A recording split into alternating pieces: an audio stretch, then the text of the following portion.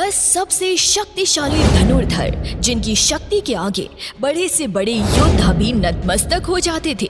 पौराणिक काल में धनुर्धर तो बहुत हुए थे, लेकिन एक ऐसा भी धनुर्धर था जिसे देखकर खुद भगवान श्री कृष्ण भी भयभीत हो गए थे। एक ऐसा भी धनुर्धर था जो अपने बाणों से समुद्र को भी सुखा देता था, और एक ऐसा भी धनुर्धर था जो क्षण भर में पूरी सृष्टि का विनाश कर सकता था। सबके पास थे एक से बढ़कर एक दिव्य अस्त्र, लेकिन सर्वश्रेष्ठ तो सर्वश्रेष्ठ ही होता है। कौन थे सर्वश्रेष्ठ धनुर्धर? क्या अर्जुन सर्वश्रेष्ठ थे? नहीं। क्या कर्ण सर्वश्रेष्ठ थे? नहीं। आप जितना भी सोच लो अंदाजा नहीं लगा पाएंगे कि कौन थे पौराणिक काल के सर्वश्रेष्ठ धनुर्धर। उसके जैसा धनुर्धर आज तक ना ही कभी हुआ है और ना ही कभी होगा। चलिए जानते हैं प्राचीन भारत के 10 सबसे शक्तिशाली धनुर्धरों के बारे में। नंबर 10, द्रोणाचार्य।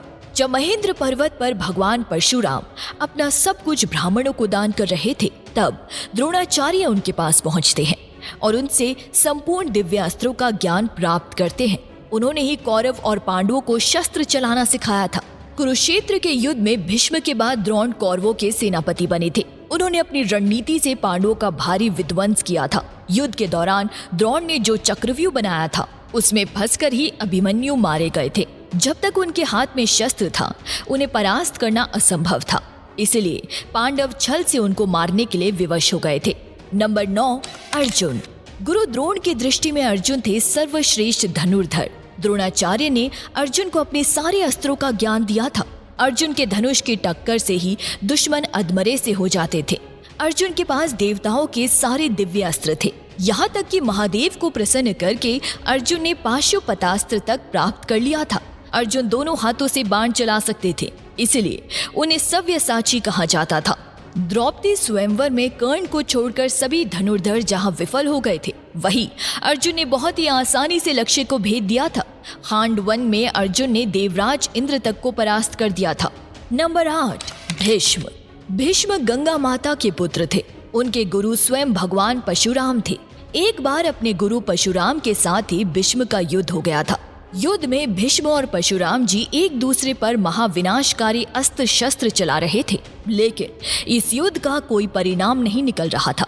आखिर में इस युद्ध को रोकने के लिए देवताओं को आना पड़ा था। जब कुरुक्षेत्र का युद्ध शुरू हुआ था, तब पितामह भीष्म कौरवों के प्रथम सेनापति बने थे।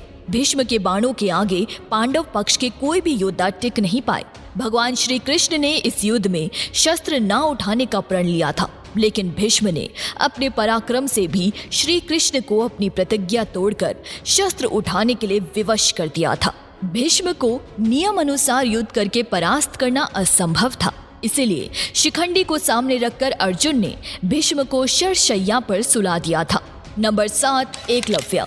एकलव्य महाभारत काल के एक श्रेष्ठ धनुर्धर थे। जब द्रोण के पास एकलव्य शिक्षा के लिए गए थे, तब द्रोण ने उन्हें शिक्षा देने से इनकार कर दिया था। इसके बाद द्रोण को गुरु मानकर एकलव्य ने वन में धनुर्विद्या का अभ्यास करना शुरू कर दिया था।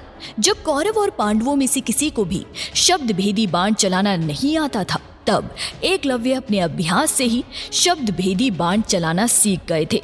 उनके धनुर्विद्या को देखकर अर्जुन को भी लगने लगा था कि एकलव्य ही सर्वश्रेष्ठ धनुर्धर थे। लेकिन एक समय गुरु दक्षिणा के नाम पर द्रोणाचार्य ने एकलव्य का अंगूठा कटवा दिया था। इसके बाद अंगूठे के बिना एकलव्य बाण चलाना सीख गए थे।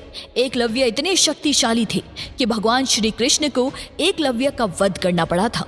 एकलव्य के बारे में भगवान श्री कृष्ण ने कहा था, अगर एकलव्य का अंगूठा ना कटा होता तो एकलव्य दूसरे परशुराम बनकर जंगल में घूमते रहते। तब दानव, राक्षस, नाग, देवता कोई भी उसको परास्त नहीं कर पाते थे। भगवान श्री कृष्ण ने इस धनुर्धर की तुलना भगवान परशुराम से भी की थी। नंबर 6, बर्बरीक। बर्बरीक घटोत्कच के पुत्र थे। उनके पास ऐसे 3 बाण थे जिसके सहारे वो पल भर में कुरुक्षेत्र के युद्ध को खत्म कर सकते थे। बर्बरीक के 3 बाणों के बारे में जानकर खुद भगवान श्री कृष्ण भी चिंतित हो गए थे, जिसके कारण उन्होंने दान में बर्बरीक का शीश मांग लिया था। इसके बाद से खाटू श्याम के नाम से इस धरती पर बर्बरीक की पूजा होती है। नंबर 5, मेघनाद। रावण के पुत्र मेघनाद महावीर थे।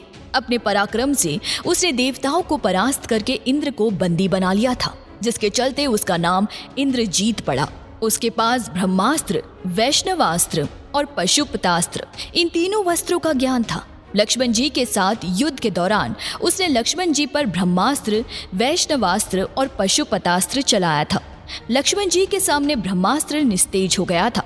वैष्णवास्त्र और पशुपतास्त्र लक्ष्मण जी को प्रणाम करके लौट गया था, लेकिन युद्ध के दौरान एक समय उसने लक्ष्मण जी को मूर्छित कर दिया था। अपने नागपाश से मेघनाद ने भगवान श्री राम और लक्ष्मण जी को जकड़ लिया था। मेघनाद ही रामायण काल के एकमात्र योद्धा हैं जिसे अति महारथी कहा गया है। नंबर 4, कर्ण। सूर्य पुत्र कर्ण महाभारत काल के एक ऐसे योद्धा थे जिनके पास ऐसे दिव्य कवच और कुंडल थे जिसे किसी भी अस्त्र से भेदा नहीं जा सकता था। इसलिए युद्ध से पहले देवराज इंद्र ने छल से कर्ण का कवच और कुंडल छीन लिया था, लेकिन कवच कुंडल के बिना भी कर्ण महाशक्तिशाली थे।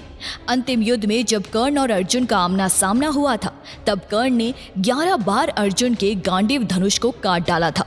इस युद्ध के दौरान कर्ण ने अपने सुर्प मुख बाण से अर्जुन को लगभग मार ही डाला था।